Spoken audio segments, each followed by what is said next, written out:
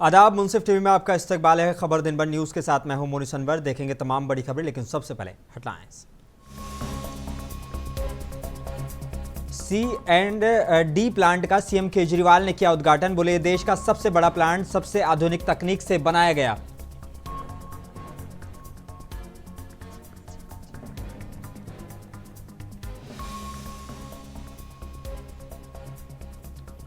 BJP के poster में जमीन कर्ज से नीलाम होने का दावा। सीएम अशोक गहलोत ने किसान से मिलने के बाद बीजेपी पर साधा निशाना।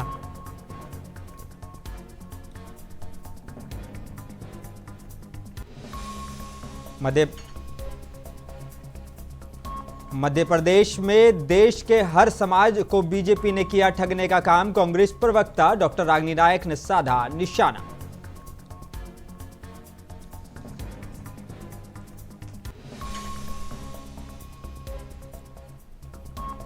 मध्य प्रदेश के भोपाल शहर की खूबसूरती में लगेंगे 4 चांद। वायु प्रदूषण लेवल कम करने के लिए फाउंटेन फिर होंगे शुरू।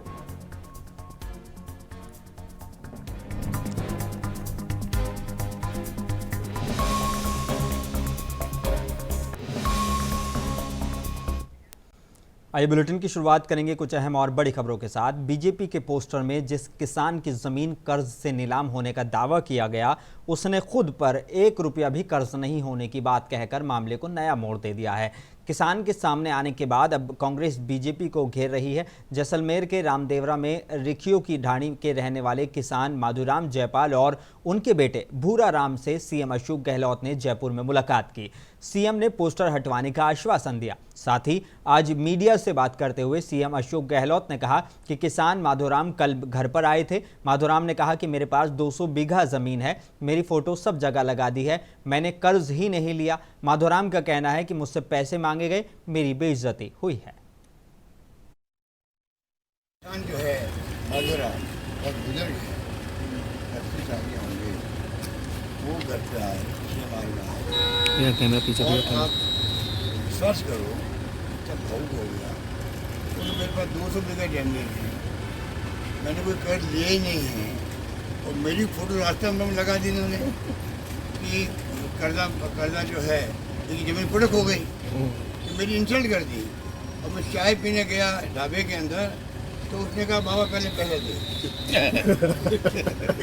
ये मैं हकीकत हूँ ना। हाँ बिल्कुल। तो बेटा साथ था, उनके गाँव के लोग साथ थे। भावुक आ गया था, मैं मेरे को चाय के पैसे मांग लिए। अभी तक तो मेरी गुरबिल थी, 200 बीघा मालिक है, बड़ा किसान है, पर मुझसे पैसे मांग ले, पहले पैसे तो फिर मैं क्या दूंगा। ये उसका मेरे ख्याल वीडियो वायरल भी हुआ था बिल्कुल। मेरे ख्याल से देखा होगा। हाँ ये हकीकत है। देखिए बीजेपी की हकीकत है। चुनाव के शुरू में ही, अरे हाँ वो क्या कहना, मुझे बार बार कह रहा है सर मेरा पोस्टर हटवा दीजिए, मेरी बेइज्जती हो रही है। अरे मैं कह बाबा लगा न दे, मजा आ गया तो नेता बन गया है। नहीं साहब नहीं, मेरी बेइज्जती हो रही है, मेरी जमीन कुड़क हो गई है, और मेरी कुड़क हुई नहीं है ना, मैंने कोई लोन लिया है। बताइए, ये बीजेपी का चेहरा है जो अभी अध्यक्ष बता रहे थे आपको। इस चेहरे के आधार पर चुनाव लड़ेंगे। अब ये माधुराम के चेहरे पे इलेक्शन लड़ेंगे, आप समझ रहे। बीजेपी का चेहरा जो है माधुराम का, वो राजनाथ करके सामने रखेंगे। ये बीजेपी चेहरा है माधुराम का। और राजस्थान कांग्रेस के प्रदेश अध्यक्ष गोविंद सिंह डोटासरा ने सूची को लेकर बड़ी बात कही है। उन्होंने कहा कि कल दिल्ली जा रहे हैं, कांग्रेस ने में बीजेपी वाली बात नहीं है। स्क्रीनिंग कमेटी की मीटिंग के बाद ही नाम तय होंगे। वो तो कराएंगे लोग, जब आपराधिक कोई बयान आएगा तो कराएंगे, बट ये तो चाहते ही यही है, ये चाहते ही यही है, क्योंकि इनको घबराहट ही राहुल गांधी के नेतृत्व से है। पहले एक बात बताओ, मोदी जी, मैं एक बात करना चाहता हूँ। मोदी जी हर स्पीच में कहते थे कि कांग्रेस पार्टी एक बार गैर गांधी को राष्ट्रीय अध्यक्ष बना के बता दे, मैं मान जाऊंगा। तो अब तो मान जाना चाहिए, सत्ता से हट जाना चाहिए। हमारे तो खड़गे साहब बन गए, इलेक्टेड बन गए, और हम सबके नेता, सबके नेता, तो मान जाना चाहिए। लेकिन उनके दूसरा जुमला तैयार है, तीसरा जुमला तैयार है, चौथा जुमला तैयार। अपनी बात पे नहीं टिकते हम, हमारी बात पे टिकते। कोरोना काल में अपनी गहलोत सरकार ने जो काम किया, एक बार मोदी जी ने भी आकर उसकी तारीफ करी। और अब मीटिंग में वो कह रहे हैं कि गहलोत सरकार को 0 नंबर। नहीं, तो अब- 2 स्टेटमेंट वो दे रहे हैं। अब का स्टेटमेंट भी बहुत अच्छा है कि गहलोत जी को कहिए मैं योजनाएं बंद नहीं करूंगा, वरना वो ये कहते हैं 10 में से ये 4 बेकार हैं, 6 अच्छी हैं या 1 अच्छी है, 2 अच्छी हैं। इसका मतलब ये हुआ कि उन्होंने हमारी सारी योजनाओं को अच्छा बता करके ये कहा कि हम बंद नहीं करेंगे। लेकिन और उत्तराखंड दौरे पर गए उत्तर प्रदेश के मुख्यमंत्री योगी आदित्यनाथ ने बद्रीनाथ में दर्शन पूजन किया। यहां तीर्थयात्रियों ने जय श्री राम के उद्घोष के साथ सीएम योगी का स्वागत किया।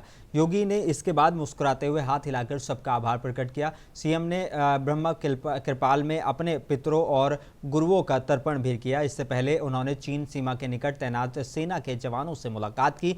वो भारत के सबसे आखिरी गांव माड़ा भी गए। दरअसल योगी को पहले केदारनाथ जाना था, लेकिन मौसम खराब होने की वजह से वो पहले बद्रीधाम चले गए थे।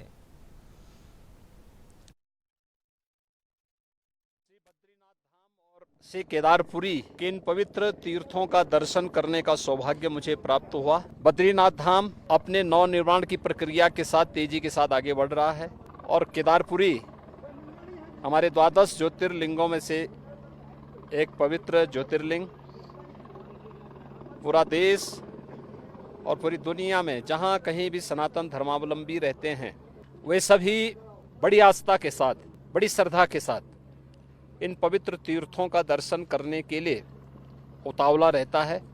सन 2013 में एक त्रासदी के कारण केदारपुरी एक आपदा की चपेट में लगभग आ चुका था।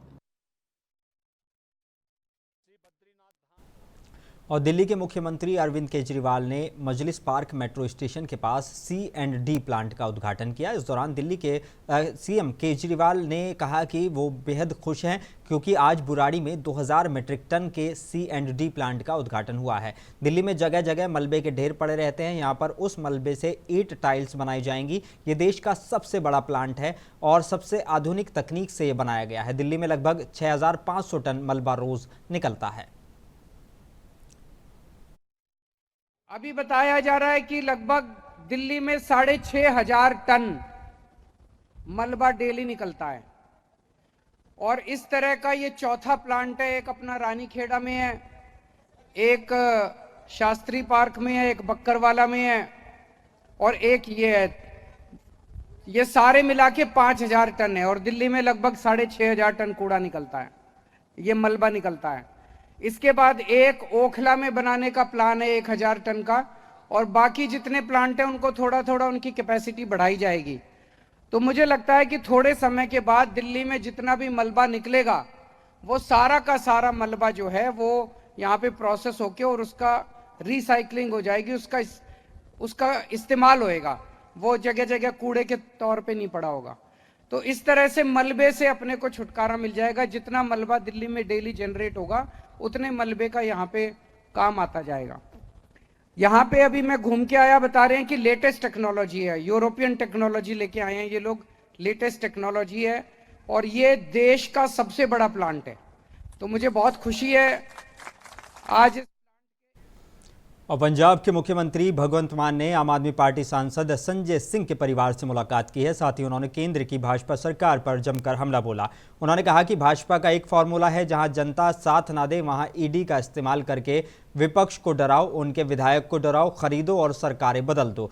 सीएम मान ने आगे कहा कि हमारे राज्यसभा के बहुत ही वोकल सांसद संजय सिंह को ईडी वाले ले गए हैं। ईडी ने 3000 से ज्यादा जगहों पर रेड की और 1% भी रिजल्ट नहीं निकला। मुख्यमंत्री भगवंत मान ने आगे कहा कि मनीष सिसोदिया के मामले में भी कोर्ट ने कहा था कि 2 मिनट भी केस नहीं टिकेगा। आम आदमी पार्टी एंटी करप्शन मूवमेंट से निकली पार्टी है, हम डरने वाले नहीं हैं। हम देश की 140 करोड़ जनता की ए टीम है।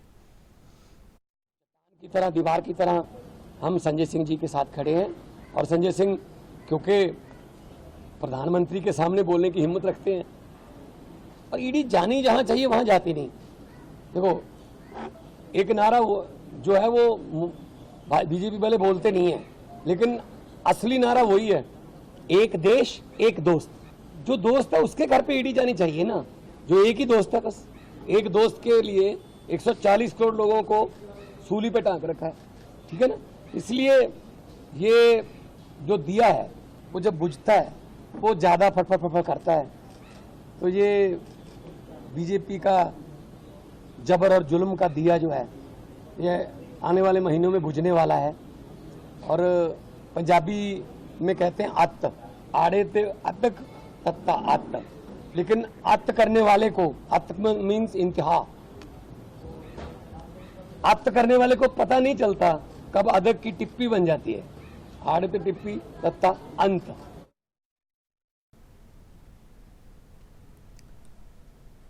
उत्तर प्रदेश के जिला हरदोई के शाहबाद कोतवाली क्षेत्र के मोहल्ला बुद्ध बाजार में बारूद में विस्फोट से एक युवक और 2 बच्चे घायल हो गए। बारूद में आग लगने से हुए विस्फोट में उजैफा नाम का युवक गंभीर रूप से घायल हो गया, जबकि बारूद में विस्फोट की चपेट में 2 अन्य बच्चे भी घायल हो गए। गंभीर घायल हुए उजैफा को शाहजहांपुर रेफर कर दिया गया है। बारूद में विस्फोट होने से इलाके में हड़कंप मच गया। मौके पर पहुंची पुलिस छानबीन में जुटी हुई है। अपर पुलिस अधीक्षक हरदोई दुर्गेश कुमार सिंह ने मीडिया को जानकारी दी। शाहबाद कस्बे में ही बुद्ध बाजार एक मोहल्ला है, वहाँ पे उजैफा नामक एक युवक बारूद पटाखों से निकाल के वो जला रहा था, उसमें वो पूरी तरह झुलस गया। और वहाँ पे एक अम्बार नामक लड़का जो कि 12 साल का है और एक और बच्चा जो कि वो भी 12-13 साल का है, वो भी हल्के से झुलस गए हैं। हालांकि वो ठीक है, मौके पे ही है मौजूद है। और जो ज़्यादा झुलसा है बच्चा वो गया है व्यक्ति शाहजहांपुर में इलाज के लिए, और इसमें और जांच की जा रही है।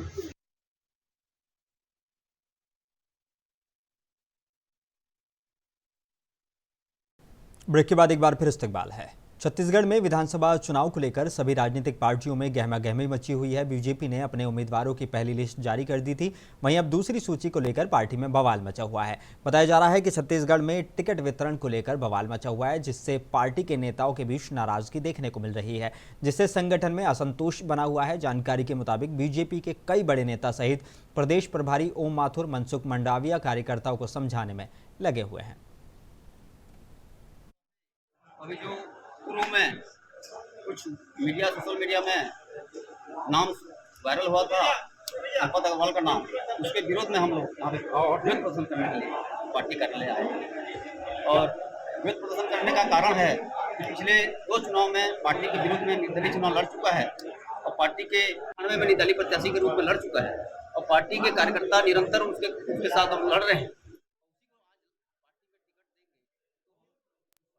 और छत्तीसगढ़ में एआईसीसी मीडिया कोऑर्डिनेटर राधिका खेरा ने पत्रकारों को संबोधित करते हुए कहा कि छत्तीसगढ़ में भाजपा की रमन सिंह सरकार के 15 साल के कुशासन और गलत नीतियों के कारण छत्तीसगढ़ की अर्थव्यवस्था चरमरा गई थी। बेरोजगारी, भ्रष्टाचार, कुपोषण, वादा खिलाफी हर सीमा लांघ दी गई थी।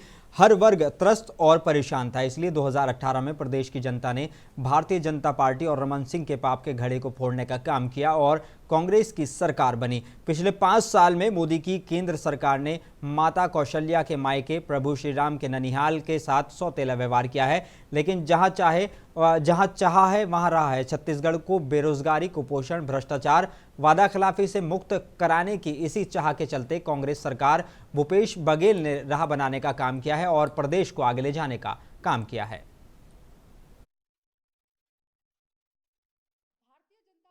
और रमन सिंह ने अपने 15 साल के कुशासन में छत्तीसगढ़ की अर्थव्यवस्था को चरमरा दिया था।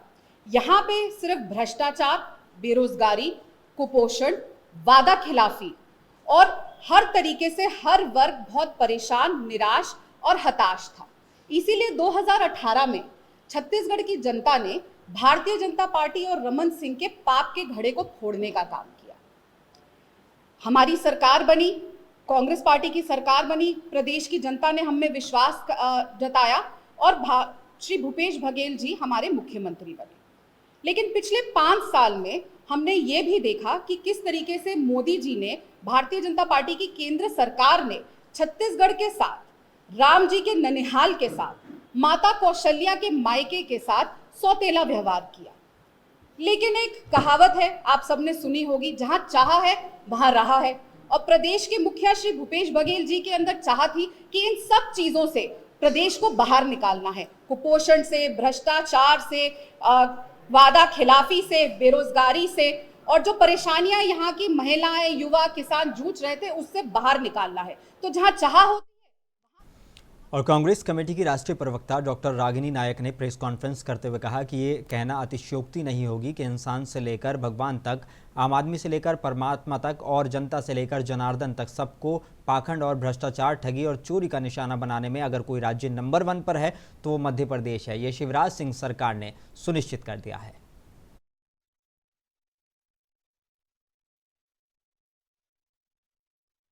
तो देखिए, इंसान से लेकर भगवान तक, आम आदमी से लेकर परमात्मा तक और जनता से लेकर जनार्दन तक झूठ, कपट, फरेब, गबन, भ्रष्टाचार, हेराफेरी, पाखंड का निशाना बनाने में यदि कोई एक राज्य है जो नंबर 1 पर है, टॉप पोजीशन पर है, तो वो मध्य प्रदेश है।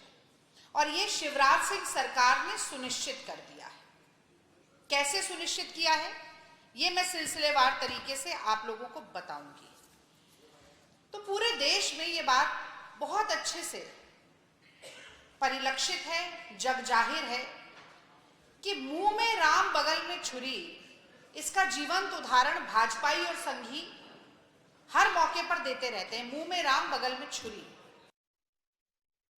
तो देखिए, इंसान से लेकर मध्य प्रदेश में भोपाल शहर की खूबसूरती में 4 चांद लगाने के लिए म्यूजिकल फाउंटेन, फव्वारा और लेज़र शो तो बनाए जाते हैं, लेकिन उनका मेंटेनेंस नहीं किया जाता।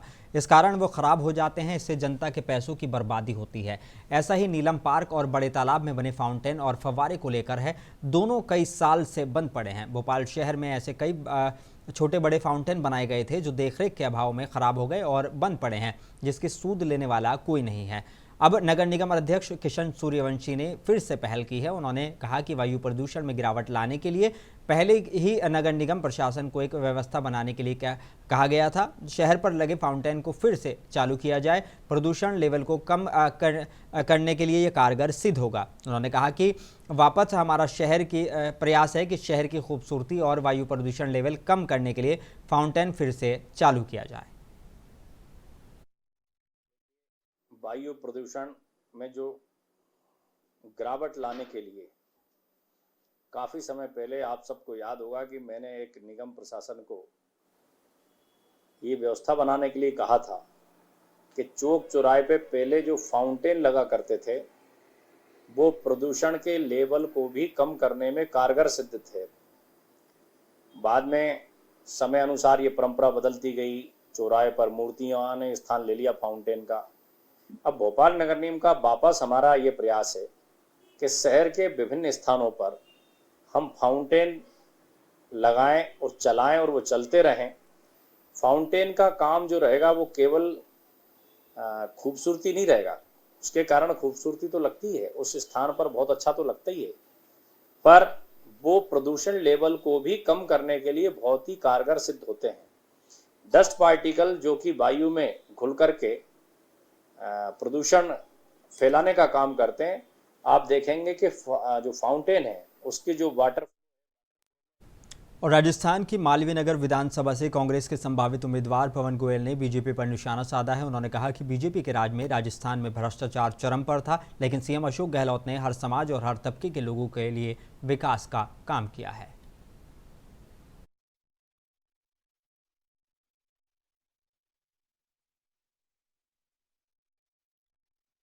आज आम जनता जानती है कि उनके बीच में कौन काम कर रहा है, कौन सी सरकार काम कर रही है। माननीय मुख्यमंत्री जी कितना काम कर रहे हैं, कितनी जन कल्याणकारी योजनाएं हैं मेडिकल के क्षेत्र में, शिक्षा के क्षेत्र में, किसानों के लिए, युवाओं के लिए। ये कोई कहने की बात नहीं है। अब ये 2-3 महीने से जो ये लोग कह रहे हैं इस तरह की बातें, ये कहाँ थे 4.5 साल तक? कहीं कोई नजर आए नहीं। चुनाव के टाइम इस तरह की बातें आ रही है, इस तरह का माहौल जयपुर में अपने को देखने को मिल रहा है। तो इन सब चीज़ों से हमको बचना भी होगा। आज हम देख रहे हैं कि आज विजन 2030 लेके आए गहलोत साहब। हर वर्ग का विचार वो पूछ रहे हैं कि हमें आगे कैसे करना चाहिए, हम राजस्थान को आगे कैसे ले जा सकते हैं। आज गहलोत साहब का विजन कहाँ पे है और ये क्या बात कर रहे हैं। आज पूरा राजस्थान देख रहा है कि हर वर्ग को उन्होंने दिया है। हर वर्ग आज खुश है, व्यापारी वर्ग हो, किसान वर्ग हो, युवा वर्ग हो। कितनी सारी योजनाएं वो लेके आ रहे हैं। तो उनके पास कहने को कुछ नहीं है, बातें करने से कुछ नहीं होगा। फील्ड में कौन है, क्या कर रहा है, फील्ड के बीच में रह के, जनता के बीच में रह के जो काम कर रहे हैं लोग, इसीलिए तो आज रिपीट कर रहे हैं। आज हर एक की जुबान पे कांग्रेस पार्टी का नाम। और देवरिया जिले के रुद्रपुर थाना कोतवाली क्षेत्र के फतेहपुर गांव में 2 अक्टूबर को 2 परिवार में हुई सामूहिक नरसंहार का मामला अब राजनीतिक तूल पकड़ने लगा है। इस घटना में पूर्व जिला पंचायत सदस्य प्रेमचंद्र यादव और सत्य प्रकाश दुबे के 5 सदस्यों को अपनी जान गंवानी पड़ी थी।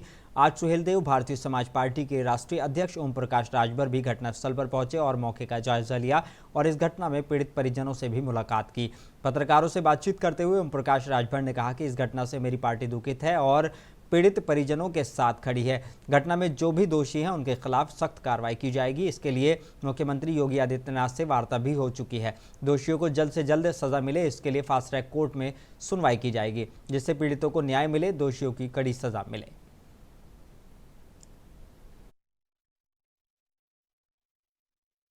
उन्होंने अपनी बात को मुझसे बताया, हमने उनको सांत्वना दिया है कि जो यहाँ फोर्स लगी है वो आपकी सुरक्षा के लिए लगी है, चाहे वहाँ फोर्स लगी हो चाहे यहाँ लगी, दोनों पक्षों की सुरक्षा के लिए। कोई आगे कोई ऐसा काम न हो कि कोई अप्रिय घटना हो, इसके लिए लोग सुरक्षा में लगे हैं। आप लोग अपने अपने घर रहिए। और अब मामला चला गया है अदालत में और जांच के लिए माननीय मुख्यमंत्री जी ने आदेश कर दिया, जांच हो रही है। जो जांच रिपोर्ट आएगी, जो दोषी प्रथम दृष्टया में जो दोषी पाए गए उसमें 15 लोग सस्पेंड भी हो गए और कार्रवाई हो रही है। नोटिस एक चस्पा इनके यहाँ हुई थी, जैसा इन्होंने बताया। उसमें 7 तारीख को जवाब मांगा गया था कि आप जाकर के अपना स्पष्टीकरण दीजिए। इन्होंने जवाब दिया कि जो कुछ अफवाहें फैलाई जा रही हैं, अब हम तो आश्चर्यचकित हैं कि कई, मैं लखनऊ तक सुना कि 8-8 बुलडोजर उनके घर लगा दिए गए हैं। ये फिजूल अफवाह न फैलाएं लोग। कोई भी व्यक्ति हो जो अफवाह फैलाने वाले लोग, कुछ छोटे छोटे बेचारे चैनल वाले लोग बिना वजह का बयान दे रहे हैं कि 8-8 बुलडोजर उनके घर के सामने खड़े हैं। मैं तो वहाँ भी उस और उत्तर प्रदेश के पूर्व डेप्यूटी सीएम और बीजेपी के राज्यसभा सांसद डॉक्टर दिनेश शर्मा जौनपुर में आयोजित मां शीतला धाम में चल रहे हनुमंत कथा कार्यक्रम में शिरकत करने के लिए पहुंचे। इस दौरान बीजेपी कार्यकर्ताओं ने उनका जोरदार स्वागत किया। इस दौरान भाजपा प्रदेश कार्य समिति सदस्य राजेश श्रीवास्तव बच्चा भैया के आवास पर मीडिया से बातचीत करते हुए डॉक्टर दिनेश शर्मा ने कहा कि इस बार भाजपा यूपी की 80 सीटें जीतकर तीसरी बार पूर्ण बहुमत से नरेंद्र मोदी को देश का प्रधानमंत्री बनाने जा रही है। उन्होंने कहा कि प्रधानमंत्री द्वारा जिस तरीके से कार्य किए गए हैं उससे विपक्ष में एक घबराहट की स्थिति पैदा हो गई है। उन्होंने कहा कि भाजपा की सरकार को पुनः बनना तय है, तो जो प्रधानमंत्री नरेंद्र मोदी के नेतृत्व में होगी। उन्होंने कहा कि हम सरकार में है, राष्ट्रहित और जनहित के मुद्दों पर केंद्र और प्रदेश की सरकार गंभीरता से विकास कार्य कर रही है, जिससे विपक्ष घबराया हुआ है। बोल रहा हूँ कि हमने बिल्कुल क्लियर कर दिया कि बीजेपी गरीब कल्याण की जितनी योजनाएं चलाई हैं उसका सबसे ज्यादा लाभ अगर किसी को मिला है तो पिछड़े वर्ग को मिला है, अनुसूचित वर्ग को मिला है। और मोदी जी खुद पिछड़े वर्ग का देश के प्रधानमंत्री, यही दर्द है। आज यहाँ जो जितना विपक्ष का है उन सबका दर्द यही है। जाति के साथ साथ जो जिस प्रकार से गरीब कल्याण योजनाओं का लाभ मिला है और महिलाओं को आरक्षण मिला है, मैं समझता हूं कि भारत जिस तेजी से डेवलप कर रहा है, 7.8% की जो ग्रोथ कोरोना के बावजूद भारत में मौजूद है। भारत 5वीं महाशक्ति बन चुका है और तीसरी महाशक्ति की तरफ बढ़ रहा है। और उत्तर प्रदेश के बदायूं में समाजवादी पार्टी का कार्यकर्ता सम्मेलन आयोजित किया गया। आरफीन हॉल में आयोजित सम्मेलन में समाजवादी पार्टी के नेता धर्मेंद्र यादव, सलीम शेरवानी और आबिद रजा मौजूद रहे और लोगों से लोकसभा चुनाव के लिए वोट बनवाने की अपील की। पूर्व दर्जा मंत्री आबिद रजा ने पूर्व सांसद धर्मेंद्र यादव से दोस्ती का हाथ बढ़ाते हुए लोकसभा चुनाव में जिताने का आश्वासन दिया। उन्होंने लोगों से वोटिंग वाले दिन वोट डालने के बाद नमाज पढ़कर दुआ करने की अपील भी की। उन्होंने कहा कि सपा के विधायक जनता की नहीं सुन रहे हैं, उनको कार्यालय पर बैठकर जनता की समस्याएं सुननी चाहिए। दोस्ती से लेके और सहयोग और समर्थन की बात को कहा है, ऊपर वाले को हाजिर नवाजिश करके कहा है। मैं इस मौके पर मैं आदरणीय आबिद भाई आपको बहुत बहुत धन्यवाद और आभार व्यक्त करता हूं और आपको भरोसा दिलाता हूं, जिस उम्मीद और विश्वास के साथ आज आपने मेरे हाथ पकड़ा है, मेरी तरफ से कभी कोई ऐसी कमी नहीं रहेगी कि कभी आपको हाथ छुड़ाने की जरूरत पड़ जाए। उत्तर प्रदेश के कानपुर जिले के नजीराबाद पुलिस ने फर्जी इनकम टैक्स अधिकारी बनकर पुलिस सिपाही से धोखे से शादी कर उगाही करने वाली लुटेरी दुल्हन शिवांगी सिसोदिया उर्फ सविता देवी उर्फ पिंकी गौतम उर्फ सविता शास्त्री को गिरफ्तार कर लिया है। आरोपी महिला खुद को इनकम टैक्स में इंस्पेक्टर बताकर लोगों को जाल में फंसाकर शादी करने के बाद ठगी करती थी। सिपाही की शिकायत पर पुलिस ने जाँच पड़ताल कर फर्जी इनकम टैक्स इंस्पेक्टर को गिरफ्तार कर सलाखों के पीछे भेज दिया है। कांस्टेबल जितेंद्र गौतम थाना प्रखंड में तैनात है। उसकी दोस्ती एक शिवांगी सिसोदिया नाम की लड़की से हुई। फेसबुक पर जिसने अपने आप को इनकम टैक्स इंस्पेक्टर बताया, दोनों में शादी की बातचीत हुई।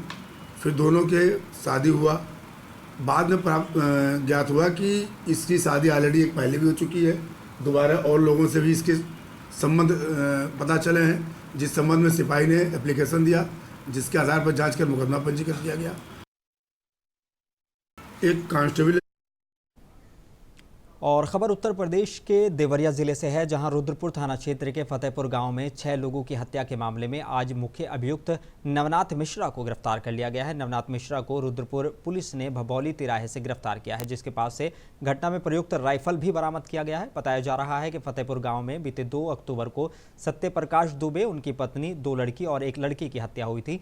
पुलिस अधीक्षक संकल्प शर्मा ने बताया कि पकड़ा गया अभियुक्त नवनाथ मिश्रा प्रेमचंद्र यादव का राइट हैंड था और उनकी गाड़ी चलाता था, जिसे 2 अक्टूबर के दिन जब पता चला कि प्रेमचंद्र की हत्या हो गई तो वो सत्यप्रकाश दुबे के घर पहुंच गए और मृतक प्रेमचंद्र यादव की राइफल से सत्यप्रकाश दुबे के घर में घुसकर ताबड़तोड़ फायरिंग की, जिससे सत्यनारायण प्रकाश दुबे, उनके बेटे गांधी और उनकी बेटी सलोनी की गोली लगने से मौत हो गई।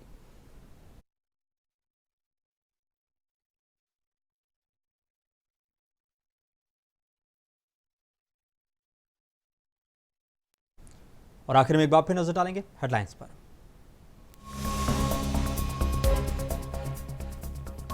सीएनडी प्लांट का सीएम केजरीवाल ने किया उद्घाटन। बोले ये देश का सबसे बड़ा प्लांट सबसे आधुनिक तकनीक से बनाया गया।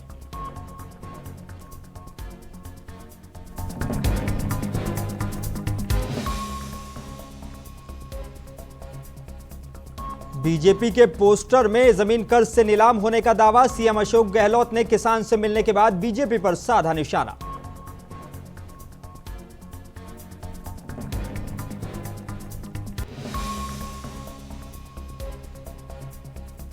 मध्य प्रदेश के हर समाज को बीजेपी ने किया ठगने का काम। कांग्रेस प्रवक्ता डॉक्टर रागिनी नायक ने बीजेपी पर साधा निशाना।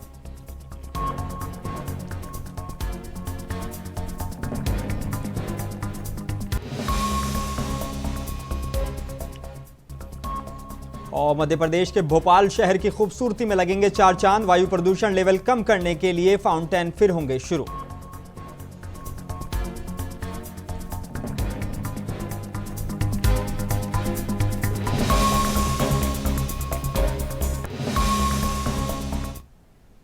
बुलेटिन में बस इतना ही। अपने मेजबान मोनी सनवर को दीजिए इजाजत। आप बने रहिए मुंसिफ टीवी के साथ।